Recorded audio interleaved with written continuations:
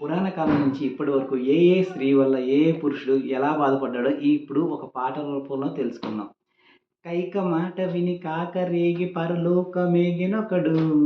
అంబ దెబ్బ తిని పంబరేగి ఉదకంబు దాగినొకడు, ఇంద్రదేవునికి ఇంటి వల్ల ఒళ్ళంత చెడినదప్పుడు, తార వల్ల మన పూర్ణ చంద్రునికి తాటలేచినప్పుడు, చిత్రాంగి బలిపెట్టే సారంగుని, అప్సరస చెడిపింది రాజరిషిని, కావ్యాలు గ్రంథాలు తిరగేసిన, ఇతిహాస డ్రామాలు వడబోసిన,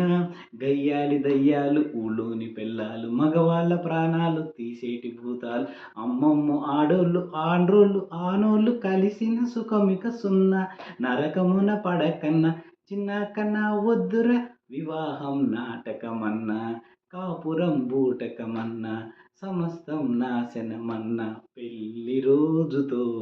ఇల్లేమో ఇరకతమంట, పెళ్ళామే మరకతమంట, బ్రతుకంత చింత చిన్ని ముంత ఒక్క